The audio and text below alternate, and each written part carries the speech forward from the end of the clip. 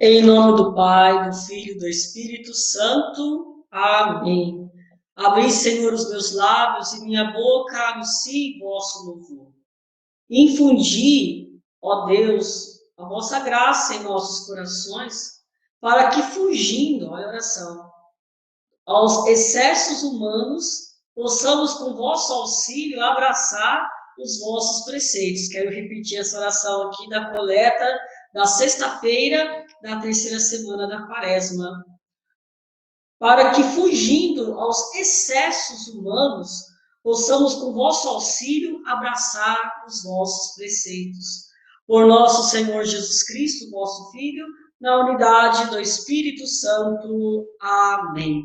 Vamos continuar a nossa meditação. Sexta-feira é dia de nós meditarmos a cruz de Cristo, olharmos para o crucificado e voltarmos para Ele. Como vai dizer o próprio livro do profeta Oséias, capítulo 14, versículo de 2 a 10. Então vamos lá, São Tomás de Aquino, com todos os outros santos, nos ensine a verdade da cruz. Em verdade, ele tomou sobre si nossas enfermidades e carregou os nossos sofrimentos. Pela paixão de Cristo, fomos libertos da pena do pecado. Vamos lá. Pela paixão de Cristo, fomos libertos da sujeição à pena que o pecado exige. Isto de dois modos, direta e indiretamente. Diretamente, na medida em que a paixão de Cristo obrou reparação suficiente, e mais do que suficiente, pelos pecados de toda a humanidade. Ora, uma vez feita a reparação suficiente, a sujeição à pena mencionada é abolida. Indiretamente, na medida em que a paixão de Cristo é causa da remissão do pecado, é do pecado que advém a sujeição à pena mencionada. Então, quero lembrar aqui que são duas penas, uma forma direta, uma forma direta e indiretamente. Meus irmãos, diretamente está o quê? Em toda a humanidade, né? Que foi reparado todos os nossos pecados, e de uma forma indireta, situações que nós nos encontramos, né? Que atinge todos, inclusive os lados mais obscuros da nossa vida, onde somos penosos para nos sentirmos tão indignos. As almas do inferno, no entanto, não foram libertadas pela paixão de Cristo. As almas do inferno, no entanto, não foram libertadas pela paixão de Cristo, pois que ela só produz seu efeito naqueles a quem ela se aplica por meio da fé, da caridade e dos sacramentos da fé. Portanto, as almas no inferno que não estão unidas à paixão de Cristo dessa maneira, não podem receber seus efeitos. Então, a questão da pena mencionada, da sujeição da pena, significa marcas, manchas que nós carregamos ainda e que nós precisamos ser libertos e purificados para dignificarmos na entrada do paraíso. Aí nós lembramos das almas do purgatório, nós lembramos também que a misericórdia de Deus faz de tudo para nos salvar, porém, somente as almas que não morreram, né, somente as almas, melhor dizendo, que morreram no pecado mortal. Lembremos que o pecado mortal rompe a amizade com Deus, por isso que nós temos que sempre buscar a confissão. Ora, ainda que estejamos livres da sujeição à pena específica que exige o pecado, há, no entanto, uma pena ou uma penitência que se impõe ao pecador arrependido. Pois para que o efeito da paixão de Cristo seja pleno em nós, é necessário que nos conformemos a Cristo. É interessante que toda a confissão, existe a regra, né, da penitenciária, né, sobre o sacramento, é que todos nós devemos, sacerdotes, quando atendem, devem deixar uma penitência, para que o sujeito possa, o penitente, possa reparar dos seus pecados, seja no exercício, né, de caridade, ou um exercício em prol daquela situação, ou pelas vias da oração, mas nunca deixar, né, de ter alguma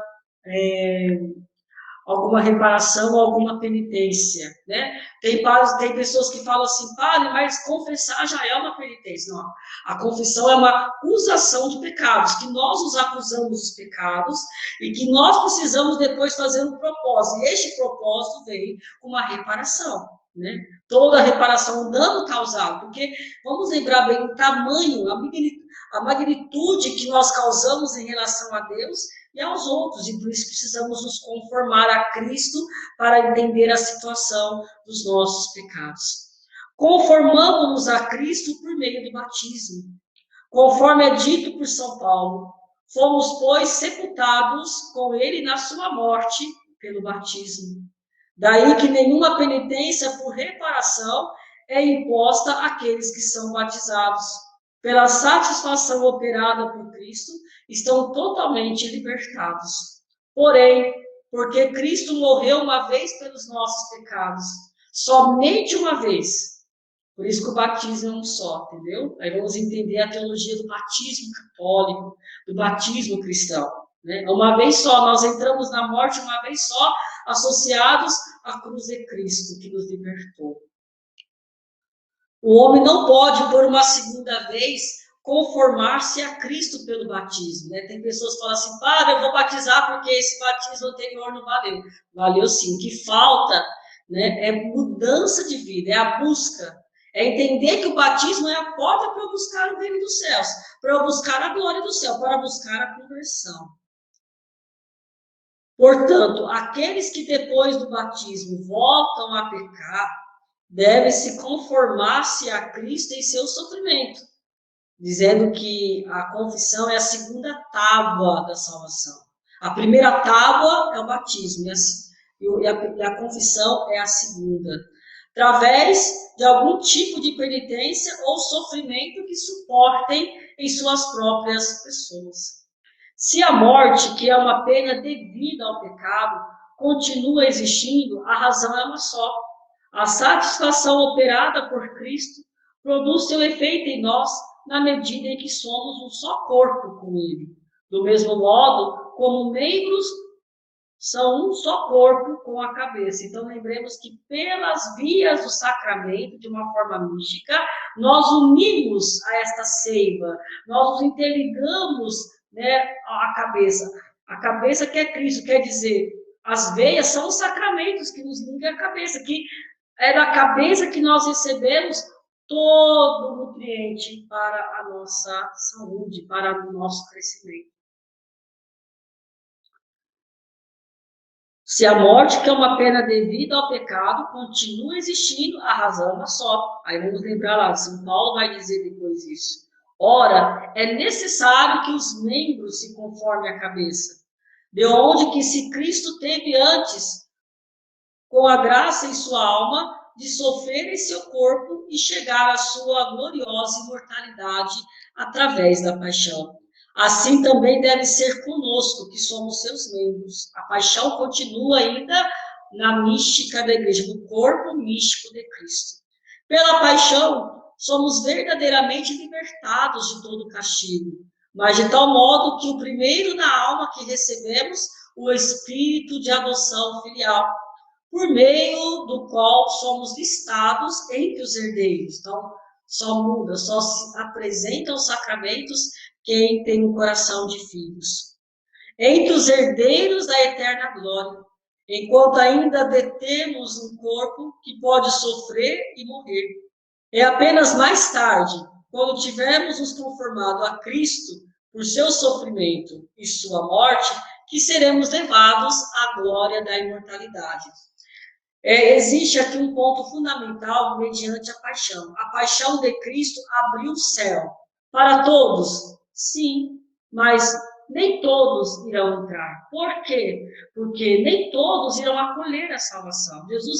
O mesmo Jesus disse, o mesmo Senhor disse no Evangelho, poucos se salvarão, poucos entrarão na senda estreita, no caminho estreito. Então, por isso que a salvação, ela foi mostrada a todos nós, Mas nós precisamos abraçar mediante ao sofrimento de Cristo. Precisamos nos conformar com Cristo. São Paulo, assim, o ensina quando diz: se filhos, também herdeiros, herdeiros de Deus e co-herdeiros de Cristo, contanto que soframos com ele, para que também com ele sejamos glorificados. E assim nós meditamos este valor do mistério da cruz, unindo-se ao amor. Qual é o mistério que nós enxergamos, a sua simbologia, a sua real concretude? É o amor. Deus nos amou. Quem ama não está longe de Deus. Quem ama consegue transferir da cabeça para o coração. O coração ama, a cabeça não ama. A cabeça, ele apenas mentaliza. Ele apenas é iluminado pelo Espírito. E se nós formos entender o amor humano, ele é superado pelo amor divino, porque o amor divino supera a lei e torna graça. Lembremos que a lei de Deus é a lei da graça, e não a lei da justiça, porque, como Jesus vai dizer no outro evangelho, se tua justiça não superar dos fariseus e dos escribas, não entrará no reino dos céus.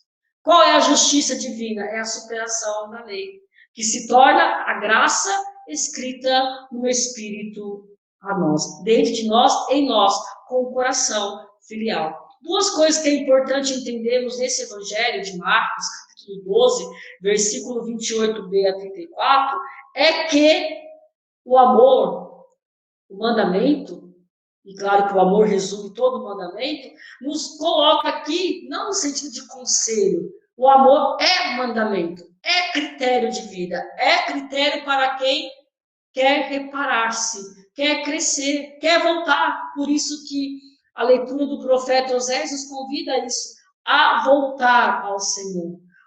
Voltai ao Senhor, voltai a Ele, livra de todos os males, né? Você está caído, voltai. A quaresma é o tempo de voltar, e a gente volta, meus irmãos, fazendo a penitência, reparando nos nossos pecados e admirando-se, contemplando e engrandecendo as maravilhas de Deus.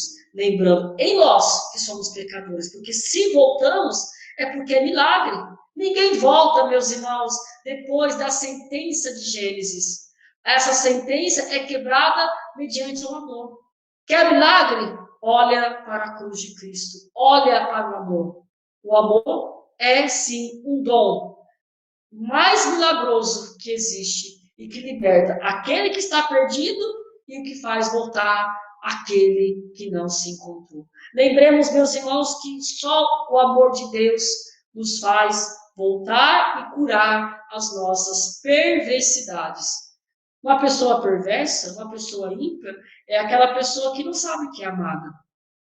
Lembremos que nós temos que descobrir como eu vou vencer a minha perversidade, Padre, o meu desamor, me sentindo amado. Se sente amado, querido. Deixa Deus te amar.